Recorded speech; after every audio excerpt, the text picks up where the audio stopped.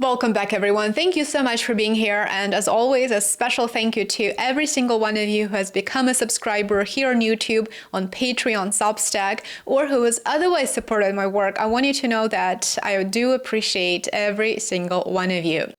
China has been systematically decreasing, I should say, its holdings of US Treasuries. It is very consequential and it is very important. In July, the latest data available, Beijing's foreign exchange reserves fell to $730 billion, which is $26 billion less than the month prior to that in June.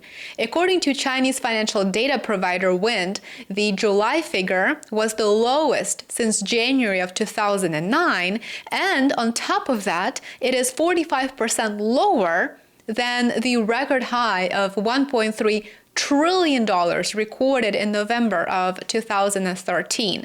South China Morning Post recently shared the reduction in U.S. Treasury holdings in the PRC's portfolio comes amid growing warnings from Chinese economists about the weaponization of the U.S. dollar against the backdrop of rising tensions between the two superpowers, as well as persistent concerns over the sustainability of U.S. government debt. It is not yet clear what exactly the People's Bank of China is choosing instead of the dollar, but we do know that China is actively buying gold, further reducing its dependence not only on the dollar, but also on fiat currencies in general. In addition to that, there is speculation that Beijing is increasing its holdings of euros, British pounds, and Swiss francs. The logic behind this is very clear. Reducing the share of U.S. Treasuries decreases China's dependence on American monetary policy, and it lowers the risk of asset freeze, as happened with Russia's reserves back in 2022. Increasing investments in euros and European bonds seems reasonable too. The EU remains China's largest trading partner, and exports to Europe are growing despite Brussels' efforts. At the same time, the risk of financial sanctions from Europe is significantly lower than from the United States, despite the fact that, of course, those risks do exist. The same goes for the British pound. Despite Brexit, the UK remains a key partner for China in finance and in technology. As for the Swiss franc, it typically retains its value during most geopolitical crises due to its relative insulation from US and EU political influence. So these are unfavorable developments, of course, for the United States. A decline in external demand for treasuries could lead to higher borrowing costs. And the United States debt burden is already at a record high, around $37 trillion and counting. More importantly, this is not a one-time tactic of China dumping dollars, but a strategic shift. It is going to continue, and countries are going to join. Countries are going to do the same the more unstable the situation becomes in terms of geopolitics. The gradual reduction of dependence on American assets leads to an erosion of dollar hegemony, though, of course, it doesn't break it overnight. The majority of global reserves are still denominated in US dollars. Over the next 5 to 10 years, analysts do expect even further rebalancing on the global scale. The dollar will likely remain relatively dominant, but its share will shrink further and further, while the euro-yuan gold basket will gain strength. In general, investor demand for U.S. Treasuries has been declining, and it is a big concern. It should be a concern for Washington. We don't hear a lot about it. Here's what Wall Street Journal reported following a recent U.S. Treasuries auction, and this sounds really bad. A Treasury sell-off intensifies, writes Wall Street Journal, sending yields higher. Demand in a 30-year auction declined, fueling concerns sparked by yesterday's lukewarm reception of 10-year notes. So both 10-year and 30-year notes were not really received very well. Markets fear investors may be growing reluctant to finance the U.S. budget. Meanwhile, jobless claims increase, supporting suspicions that the labor market could be cooling fast. And of course, the labor market is quite literally collapsing. I just covered the most recent report last week. If you look at this illustration here, you will notice that foreign investors' demand for 30-year US Treasuries, for long-term US Treasuries, it has been declining, and not just declining, it is tanking. It's now at an all-time low.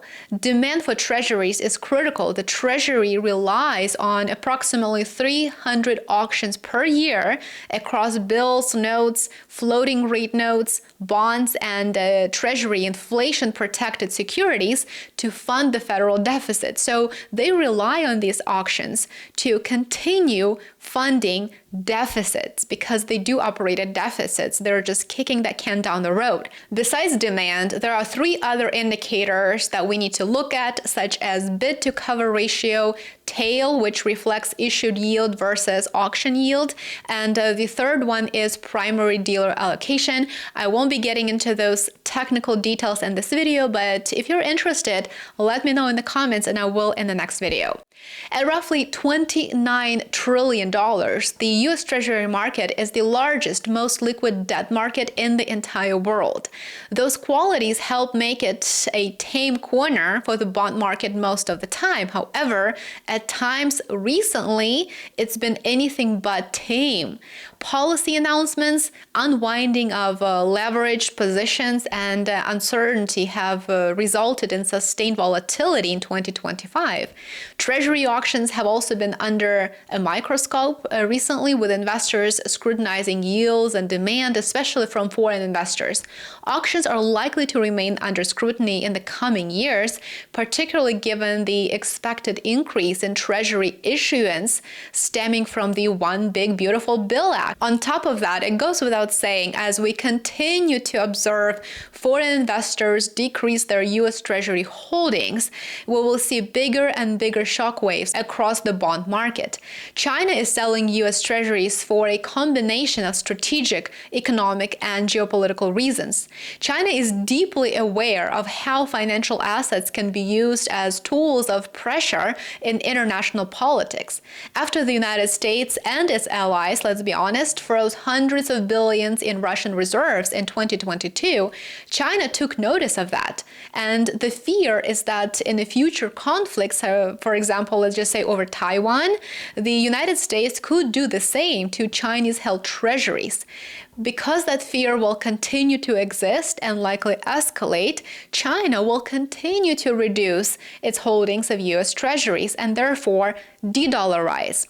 Selling Treasuries reduces exposure to US financial sanctions and dollar-based leverage. Holding fewer US assets makes China less vulnerable to political retaliation. Beijing is actively diversifying its foreign reserves into euros, gold, Swiss francs, and even commodities, as I mentioned earlier in this video. The goal is to build a more balanced, multipolar reserve portfolio. Eurozone, UK, and Switzerland are seen as less likely to impose sanctions compared to the United States. Now, gold, of course, is especially attractive as it's outside the control of any single government, of any single party. The shift reflects a long-term strategy of reducing reliance on the dollar and building monetary sovereignty. So, as I said a couple of times already, this is going to continue. We're going to see more of this. Additionally, the United States is running record high deficits and has $37+ trillion in national debt. More borrowing means higher yields and falling bond prices in the future. China may be selling before bond values drop further, especially as the United States faces fiscal and political gridlock. There's also concern about inflation eroding the value of US bonds. In short, to sum it up, US Treasuries are no longer seen by foreign investors as a guaranteed safe asset. Give this video a thumbs up, consider sharing it with your network, with your friends and family, and make sure that you are subscribed here on YouTube. I would love to have you back for my next video, and if you enjoy reading, if you would like a bit more content, make sure that you check out my Substack and Patreon. You will find them linked in the description below. Enjoy the rest of your day. Bye for now.